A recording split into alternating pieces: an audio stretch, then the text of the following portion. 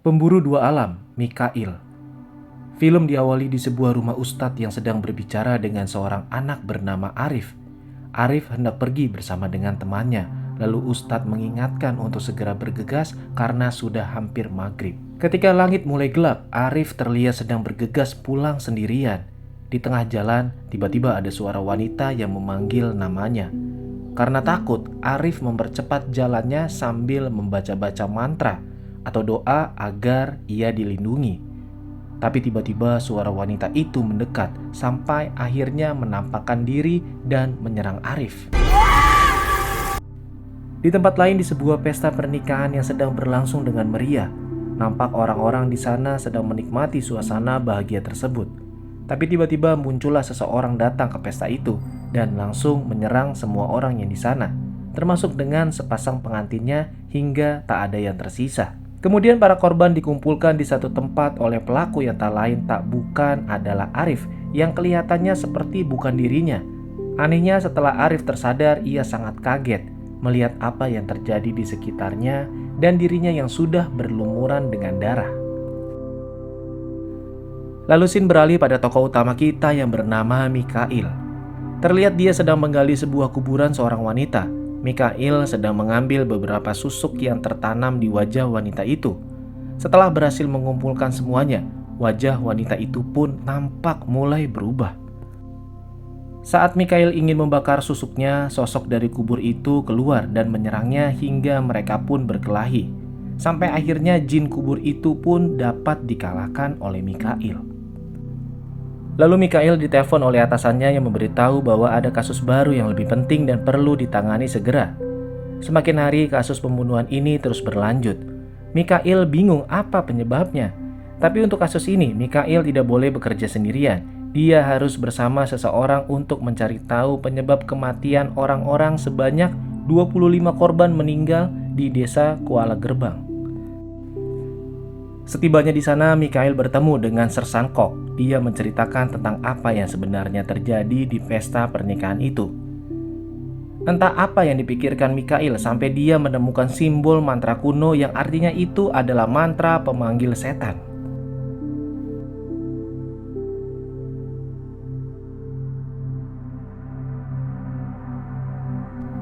Kemudian di alun-alun desa semua warga mulai cemas karena kasus kematian di desanya yang sudah tidak wajar. Mereka menyarankan untuk memanggil seseorang dukun karena polisi pasti tidak akan bisa mengurus masalah goib seperti ini. Mendengar itu kepala desa tidak bisa berbuat apa-apa. Untuk saat ini dia hanya mengandalkan polisi dan dia berjanji akan melindungi warga desa Kuala Gerbang dengan selamat. Kemudian kita diperlihatkan dengan seorang wanita, dia bernama Inspektur Salma. Saat itu dia datang untuk bertemu dengan Dr. Z dengan tujuan untuk membantu penyelidikan pembunuhan di pesta pernikahan. Lalu Salma melihat foto para korban yang membuat suatu pola dan dia juga akan memastikan apa penyebab dari kasus ini terjadi. Kembali dengan Dr. Z yang diganggu oleh mayat pengantin pria di sana. Saat dia mulai ketakutan, datanglah Mikail dan Sersan Kok. Lalu setelah dia menyebutkan nama Inspektur Salma, Mikail pun langsung pergi dari tempat tersebut. Mikail tidak ingin membuang waktu, dia langsung datang ke kantor polisi untuk mencari informasi tentang kasus kematian ini. Tapi tiba-tiba Mikail merasakan ada sesuatu yang datang mendekatinya. Mikail akan bertemu dengan Arif, lalu dia memperlihatkan sebuah foto simbol kepadanya. Mikail melarang Arif untuk bermain dengan simbol ini. Karena dengan hanya garam dan lada gunung membuat Arif bisa mengatakan yang sebenarnya, kalau dia akan dilindungi jika membaca mantra kuno itu. Sampai akhirnya Arif marah dengan Mikail yang telah mengusiknya. Akhirnya Arif terbebas dari jin level 13 yang keluar dari tubuhnya. Lalu saat Mikail ingin melenyapkan jin tersebut, pikiran Mikail dibuat teringat kembali tentang adiknya yang bernama Tija. Dan akhirnya Mikail bisa melenyapkan jin tersebut, tapi saat ini Mikail membutuhkan bantuan untuk menyelesaikan kasus ini. Lalu di restoran Onpong, kita diperlihatkan dengan seorang laki-laki sedang mencari jimat pelindung ke sebuah pemilik toko yang bernama Winston. Dan akhirnya Mikail datang untuk mencari senjata demi bisa membasmi semua jin yang ada di desa Kuala Gerbang. Di sini Mikhail menceritakan tentang kasus pembunuhan yang sedang ia selidiki karena dia sedang berurusan dengan jin level 13. Mereka tahu jin itu adalah jin yang cukup kuat yang selevel dengan letnan kerajaan jin. Setelah Winston melihat foto tangan korban pengantin pria, dia teringat kalau ini merupakan tanda akhir zaman dan hanya pusaka sakti yang bisa menyelamatkan mereka semua. Hingga akhirnya Mikhail dan Winston merasakan ada sesuatu yang datang mendekati mereka berdua. Ternyata ribuan katak berjatuhan dari langit. Hal itu jelas menandakan hal buruk akan datang. Selanjutnya sekumpulan kelompok jin datang dan Mikhail memutuskan untuk menghadapi mereka semua.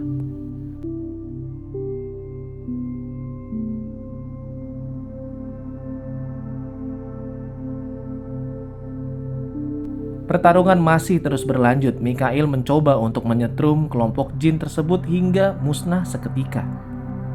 Ternyata setruman itu adalah rencana Mikhail untuk masuk ke dalam alam goib dan melenyapkan kelompok jin tersebut. Tapi sialnya Winston tidak bisa membangunkan Mikhail dengan mudah, karena jika lewat dari 1 menit nyawa Mikhail tidak bisa tertolong. Setelah tersadar, Mikhail mengajak Winston ke desa Kuala Gerbang untuk membantunya menangani kasus ini, tapi Winston menolaknya.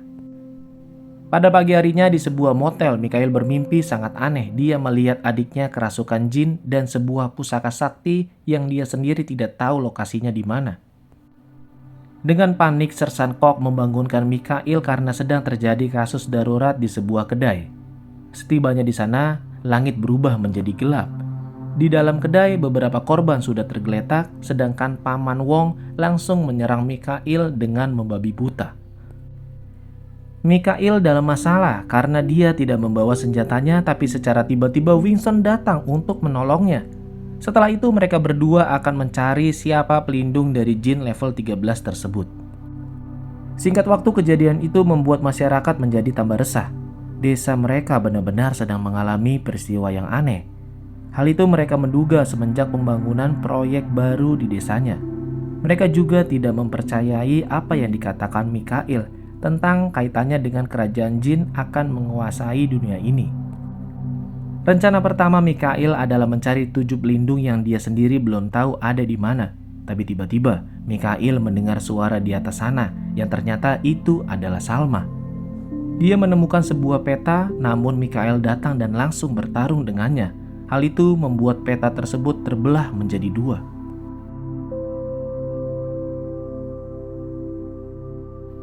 Selanjutnya Mikhail merasa sangat menyesal karena di masa lalu dia membiarkan adiknya belajar ilmu alam goib seorang diri tanpa didampingi olehnya. Secara tidak terduga, Sersan Kok menemukan sebuah tanda aneh dari potongan peta tersebut. Sampai Winston menduga kalau tanda aneh itu adalah simbol pelindung dari berbagai pelaku kasus pembunuhan berantai di desa itu. Mikhail memutuskan untuk masuk ke dalam hutan. Sampai akhirnya kita diperlihatkan calon korban ke-6 yaitu Saiful. Dan ternyata dalang dari semua ini adalah kepala desa Kuala Gerbang. Dia langsung memulai sebuah ritual dengan mengorbankan jantung Saiful sebagai hadiah persembahan untuk jin Kobil yang bertujuan agar semua keinginan kepala desa bisa terwujud. Kembali dengan kelompok Mikhail yang sudah berada di hutan, Winston dengan alat goibnya membawa mereka menuju ke pelindung berikutnya. Di tengah perjalanan, tiba-tiba Mikhail mendengar suara Tijah yang memanggilnya. Sampai Winston dan Sersan Kok tersadar kalau Mikhail sudah tidak bersama dengan mereka. Saat bertemu dengan Tijah, Mikhail sangat menyesal dengan apa yang terjadi.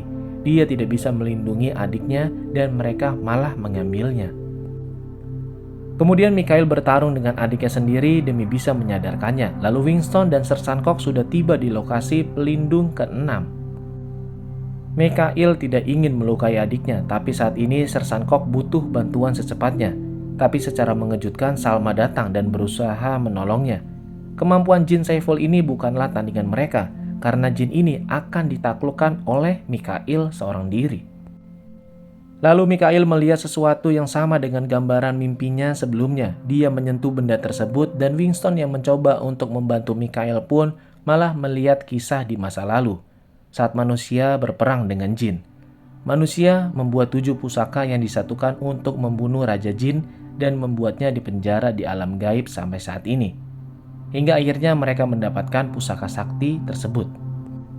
Di kantor polisi, Mikhail membuat pola penemuan pelindung ketujuh yang lokasinya berada di tanah leluhur Sersankok. Lalu Mikhail yakin kalau ritual terakhir Raja Jin akan memilih tempat di batu hidup di pusat tengah desa. Mikhail, Winston, dan Aisyah yakin kalau pelindung ketujuh itu adalah Sersankok. Hal itu jelas membuat mereka akan melindunginya agar Raja Jin tidak bisa menguasai dirinya. Dengan cepat mereka bertiga menyiapkan perlengkapannya, tapi Mikhail menyuruh Winston untuk menjaga Sersankok, sedangkan Mikhail dan Aisyah pergi untuk mencari makan. Saat mereka berdua, Aisyah mengatakan tujuannya yaitu mencari pusaka sakti untuk dijual ke kolektor benda-benda keramat.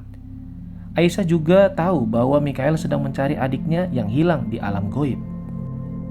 Di kantor polisi, keberadaan Sersankok dalam masalah karena kepala desa datang dan menyuruh Winston agar bergantian berjaga. Setelah Winston pergi, Raja Jin langsung menyuruh Kok untuk menyembahnya agar keinginan Kok bisa terkabul.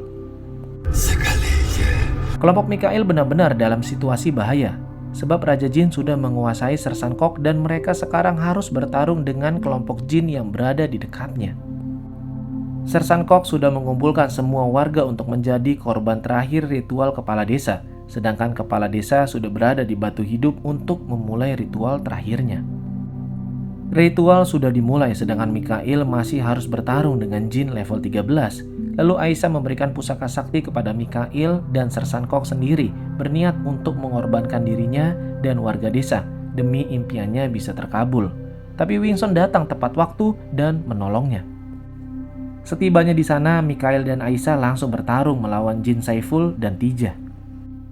Raja Jin sudah yakin akan bisa bebas dari penjaranya karena dia sudah berhasil mengorbankan orang yang tak bersalah seperti dipukuli, ditusuk, ditebas, didorong, disiksa, dihancurkan, dan terakhir adalah dikhianati.